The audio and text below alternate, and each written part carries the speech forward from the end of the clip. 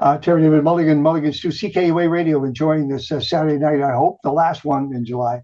Listen, there's somebody coming that you should know about. It's Honeybear the band. Yeah, that's right. They call themselves Honeybear the band. The album is called "I Was Wrong." They're from Vancouver, and it is a funkified, beautiful thing that will make your heart soar, and you will find yourself, if you're in the kitchen cooking right now, because it's 5-6 o'clock, banging pots with a spoon. I got music for you, friends. Colin Brumelle is the guitar player and vocalist. Ian Beaty is the vocalist and bass player. They write the songs together, and at times with Mike Kinney, who's the keyboard player, and Tim Watson the drums. Honeybear the band. I Was Wrong. This is a good album. Let's go talk to Ian first. When did it start to take that forward momentum? Well, I mean, like, just to take a step back, Ian and I have been playing music for a long time. Like, we grew up a block apart. I used to have to carry my amp to his house when we were kids. We played in his basement. We learned how to play together. Both of our parents would limit the amount of time we were allowed to play music together.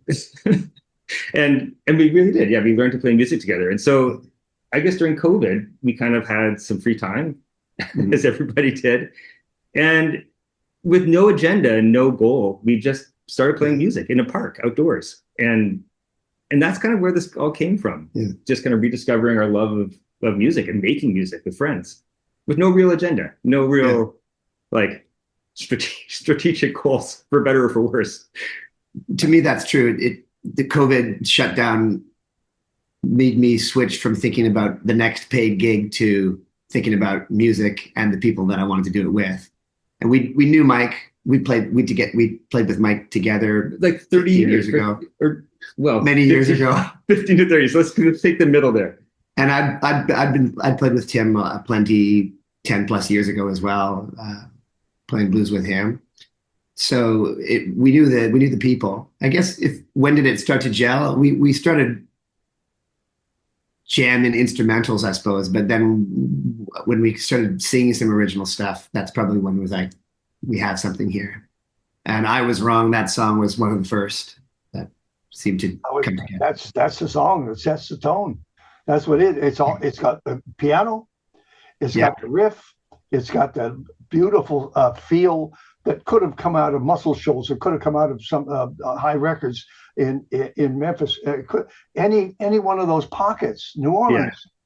Yeah. It's got this. Where'd the groove come from?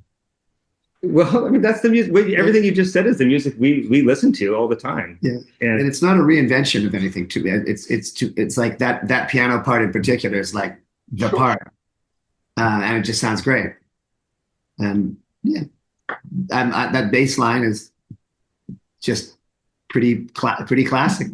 I mean, if anything, the only thing that's original is that in this day and age, in the day of auto-tune and electronic drums, we're still four dudes just playing music together. But you guys have played a lot of live gigs. You can tell it showed. I didn't have to read that in a bio. I knew that you played these tunes and played a lot together because it was that comfortable, which is what you can do.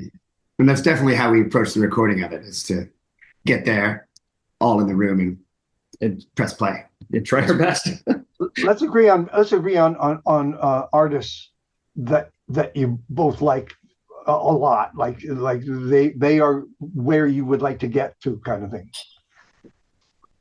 Probably get back to, if we want to think about the classics, but I mean, I feel like the greatest singers of all time to me are Otis Redding and Sam Cooke, and they're not with us anymore.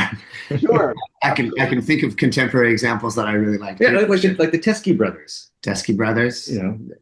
Leon Bridges, his vocal style is wonderful. Yeah.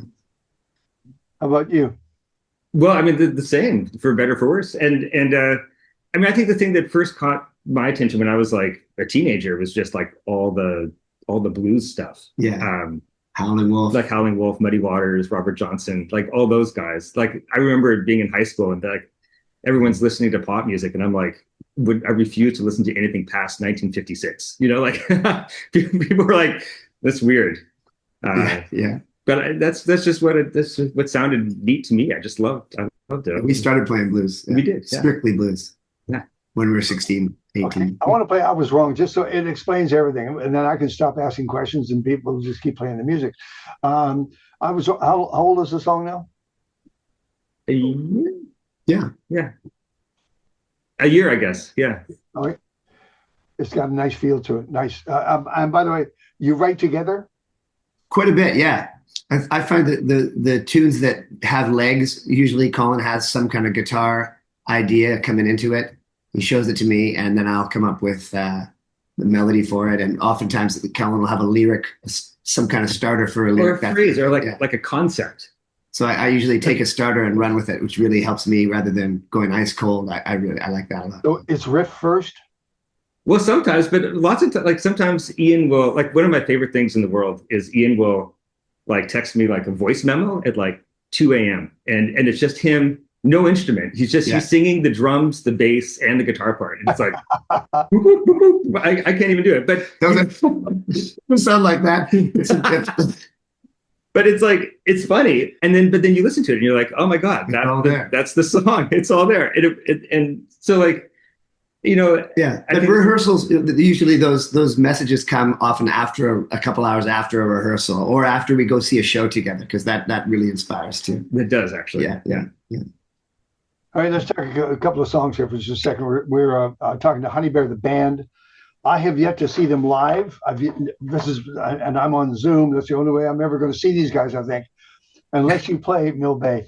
I was wondering in the album. Honeybear the band from Vancouver, Colin Brumelle on guitar and vocals, Ian Beaty on vocals and bass. Correct. Yep. Yeah. Mike Kenny on keys and vocals. Oh, occasional, backgrounds, Don't let him sing. And Tim Watson on drums, right? Yeah. Correct. Okay. Where's the horn section? That's a good question. Those are occasional members. For the one tune, if you were mine, we got our old friend from Vancouver area who lives in LA now. I think he's touring with the Eagles right now. Jamie Havorka. And we used to play with Jamie in a previous band for a good long time. We got some road stories. But he got his friend George, who I think he's Phil Collins' right hand sax man. Paul McCartney. Some of these, lots of these guys. That's nice. That's good. But they did that all remotely, and they. Let's just keep name dropping. We got another. That's what we came to do. If you were mine, that riff, that intro, the way it lifts, the way it starts, has been done since they started doing it.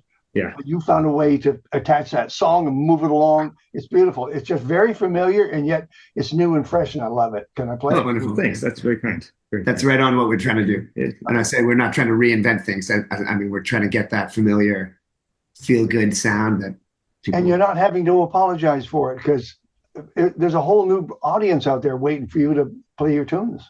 And live, yeah, for sure. Yeah. It does seem like it. Honeybear, the band, Mulligan Stew, CKUA Radio. It's a Saturday night. I hope you're having a great time. I'm Terrydavidmulligan, and we're talking to Honeybear, the band, and the longer version of this interview in which they actually fight. It was just an argument. It's going to be on the Mulligan Stew podcast, and we're talking to Colin Brumelle, guitar and vocals, and Ian Beaty, vocals and bass, from half the band of Honeybear, the band, and they co-write these songs together. Guys, you are going to Calgary with Colleen Renison, and I know that she's in support, but at some point, don't you want her to come back on stage and jam with you as well? Oh, it will happen. Yes, we do. Yes, we do. She's a powerhouse. Yeah, she's wonderful. And a great songwriter. Like, I'm really looking forward to that. All those things. And she's always in search of a band. Yeah. Could this become a partnership, or am I just dreaming? Well, you never know. Yeah, we haven't asked her yet. But we really haven't asked her, but we're wondering if we can get her to record on a tune coming up. Who started the songwriting on Walk Away? Well, it's Slow Burn, actually. That's an interesting one. Yeah. It was kind of like a guitar riff that I had after we saw Jesse Roper play. It's funny. Lots of times our songs they come from like we see a show or we hear something and we're like, oh, that's neat. And then we start like playing on it, and then a couple of weeks go by and it sounds totally different than your original inspiration, and so that's kind of how it started. And then the lyrics kind of came along, and I remember we got together and sort of worked on the lyrics to that days before we went in to record it, because we had the melody and some sort of place. Often I'll work with like placeholder lyrics that may or may not make sense, and then that'll be the seed. We'll try to make it work, and then we end up with a song. So that was very much that case with that one. I have 2 stars beside work in progress. How old is the tune? One of the newer ones. Yeah, it's one of the newer ones. Yeah. You want to hear how that got put together? Could we? Sure. I mean, we've got a couple of minutes. Yeah. Well, that had that we were playing at Rifflandia last September, Nice. which was sort of it seemed like a throwback old school hip hop theme to the show. There was De La Soul, Maestro Fresh West, TLC were all the headliners. Yeah. So after that, we thought we could do something with a more contemporary, not too contemporary, like a 90s style hip hop beat to it. So we played that riff and played around with some vocals on top of that. Same process, but the sort of the key, the clincher was the vocal we put on the B section, which could call the chorus, and that we felt like we had something there. But that actually came from a different tune, if you remember. Yeah, I do. Yeah. So like sometimes we'll like steal like a chorus from another tune that fits better, and our recording history is just littered with pilfered. Let me introduce your friends to Honeybear, the band. Okay, guys, Mulligan Stew, CKUA Radio, Ian and Colin. Can we make if there's not a story behind Honeybear the band, the name of the band, can we make one up? We got a story. The true story isn't that good. We're always like looking for a better story. The true story is that it's the name of my wife's like teddy bear from her childhood that she still has, and it's been like flattened into like a pancake. That's the true story. No, that's wrong. So wrong. It's got to be a broken-hearted story. It was someone who called you Honeybear, and you grew up with it, and you missed that, and your first teenage crush or something, and then so and now I have a Honeybear tattoo in the relationship. Where are you, Honeybear? The tattoo's still there, but the girl's gone. Okay, I have a question then. I thought of this in the tub. At the merch table, the Honeybear merch table, the band. Yeah. The merch, the band. Are you selling honey? We sure are. Not only that, we sell honey bears. Nice. Little honey bears, and they're gorgeous.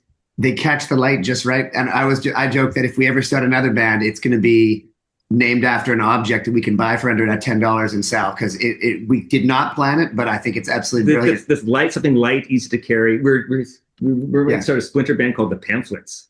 Just flat. Or the tie clips or something like that. Do you have a honey bear in the room anywhere? Well, I can grab one. Do you have one? Yeah, you should.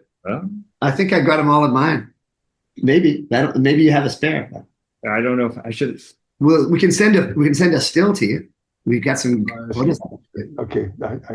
We should have brought the prop. It's gold. Yeah, it's great. And it has it's not just honey. It has like a QR code on the back. And so if you scan the QR code, you get like all our music and actually everything we've ever recorded. Even the instrumentals.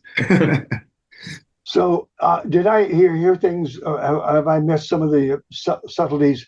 Because a couple of these songs were on your EP. Yeah. Did you rework them? Did you remaster them? They weren't. They actually weren't. They weren't remastered. It's just like a collection of the singles that we released, and then a couple new tunes. You just decided you worked on these songs. You're going to get your full mark. You're going to get an EP. You're going to get an album, and just. It's like, I don't know if this is interesting for your listeners, but like it's really a function of how Spotify works. Like Spotify penalizes artists who release full albums, which is a tragedy, because that should be our medium, and instead we're forced into this world of singles, which Spotify, that's what Spotify wants. And it seems dumb to cater your art to like a machine like Spotify. But at the same time, if you ignore it, you're not doing yourselves any favors either. Well, at least we're not ready for TikTok yet with just 20 seconds and that's it. But CKUA, every one of those songs, everybody sitting in the chair is a specialist at what they're playing, and they're all playing Honeybear the band. What's going on? It's just you've crossed all sorts of channels here. It's fantastic. Well, that's lovely to hear. I think largely we play music that we like, and For sure. And that suits where our skills are at. Colin sometimes jokes, no matter what I sing, it's going to sound like it's blues. That's my voice. Yeah, exactly. And I can tell that that's Colin Brumelle playing guitar from a few miles away. There's a sound to it. You have to sort of play the hand you're dealt, you know? Mm-hmm. Yeah. Have you held on to the instrumentals? Oh yeah. Well, live we'll do them all the time. Recording, I think recording an instrumental is a more challenging proposition, like in terms of it finding an audience. But yeah. I would love to see you with a horn section. I would love to see that. Us too. Me too. We just need like a little bit bigger stages, a little bit bigger budget, and then we haven't talked about the opening track, Devotion. Why'd you choose it to open because it's first impressions kind of thing? Mm-hmm. Well, I don't know. I mean, to me, it touched a lot of the kind of sonic elements that we like. It's kind of like a vintagey throwback kind of sound. And then I also think it's kind of funny, like the fact that it's like a love tune, but it's about a dog. And I just thought that was kind of funny. Yeah. I think the horns there, that's really cool actually, is that they're having the horns and the pedal steel on the same tune is a cool way to sort of show the bridge we're trying to make between country and blues and soul. The horn writing is really simple but nice. And there's a good coherence to the lyric and the theme with a few hints about it being a dog's perspective. It'll be interesting when you play your set in Alberta, where they kind of do straddle the line between country and rock and rhythm and blues. Yeah. Second Rodeo fits that pocket right there. Yeah. Thank you. Yeah. Thanks. Yeah. That one, I mean, there's one line which is really very much, it sounds like a tribute, but we put that together after we saw the great Charlie Crockett play at the Commodore. Because he has a really cool mix of blues and vintage country that we think is fantastic. Let's throw a couple of names around here, people who are kind of going down that same road you are. I'm thinking of J.D. McPherson. Sure, yeah. Like guitar driven, but still Charlie Crockett. Yeah. Mike Ferris. His album was called The Sound of Muscle Shoals. Mike Ferris. Go find Mike Ferris. Okay. Who's the guy that plays just guitar and drums? Super cool. Oh, James McKinley? James McKinley. Have you ever checked that out? Yeah. You've done a lot of festival playing. You're a great fit. I don't know why you're not in Edmonton and Calgary and Canmore and all that. Oh, next year. Festivals, that's truly, if we have one clear goal of where we want to be, it's at festivals, because we are big fans of music festivals. So to get to be there, play a set, and also be at a festival instead of being in a bar is truly a dream. I mean, I think we're both like pretty avid music fans, just in general. Of live music. And like it's something like the Edmonton Folk Festival. It's just like so that. Guys, I just want to repeat this because it's important that people know you're coming. August 7, the Drake Pub in Canmore. August 8, Ironwood Stage and Grill, good room for you in Calgary. August the 9th, Wapiti Music Festival in Fernie. Then you go to London, Hamilton, Toronto, Old Church Theatre in Quinte West, Rainbow Bistro in Ottawa, and then back this way, August the 29th in the Honeybears with Colin Renison at the Fox Cabaret. Hot and sweaty. Cabaret now. And September 12 to 14, Barnside Harvest Festival in Ladner. Yeah. That's like 3 nights. Yeah. Yeah. That's a great lineup at that festival. Yeah. That's going to be great. How many, speaking of Spotify, by the way, how many streams now have you guys got? Well, like in total, it's like over 3 million, which surprises no one more than myself, I think. It's pretty impressive. Thanks. everybody. I don't know where this is, where this journey is going to lead for you, but I would not be surprised if I have to go through fingerprinting to talk to you next time, because Hopefully it'll lead to the Edmonton Folk Music Festival and then on from very there. nice. Or the blues festivals. I mean, Sure. Yeah. as you know, blues festivals or folk festivals are everything. Jazz festivals are everything now. Yeah. Everybody's, they're not held strictly jazz, strictly blues. No. So We fit them all. yeah. Oh yeah. Plans for the rest of the year? Are you going to keep touring, or are you going to just work this album? Well, actually, in the end of August, we have more studio dates. Like the exciting thing is we've already recorded half of the next album, and in the end of August, we hope to kind of finish it up. I mean, we write. I can't stress this enough. No, we have a lot of songs. I've got like 30 songs that I haven't even shown Colin probably. It's like yeah. And he'll be interested in at least 3 or 4 others. And none of that 2 a.m. in the have morning stuff. None of that stuff. Okay. Anything you want? Talk directly to the audience now. Just give them a 60-second version of what the band is and why they should dig it. Just check it out. That's all. Give us a pitch. Well, we're Honeybear, and we play vintagey sounding soul, blues, bit of country, all kind of mixed together. And I like to think we can put on a good show. That's right. We have a lot of fun on stage. That's pretty contagious. You can detect the friendship and the camaraderie. It's all there. Think Sam Cooke, Otis Redding, Reverend Al Green. Think Booker T. Think Steve Cropper. Think New Orleans. Yeah. Muscle Shoals, Memphis. That pocket right there. Yeah, absolutely. Pocket. Great job. From 2 guys wearing hats. Thank you for this. This is really cool. Thank you. I'll keep up those dates, and you'll be in Calgary like tomorrow, just like that. Yeah. Honeybear the band. What's the website? It's honeybear.band. BAND. No comma. No comma. Just honeybear.band. Thank you. Yeah. Thank you, boys. Have yourself a wonderful rest of summer and fall. Yeah. Thank you Thanks, very much. Terry. It's a real pleasure to talk to you. Yeah. Well done. Sure. Well done. Yeah.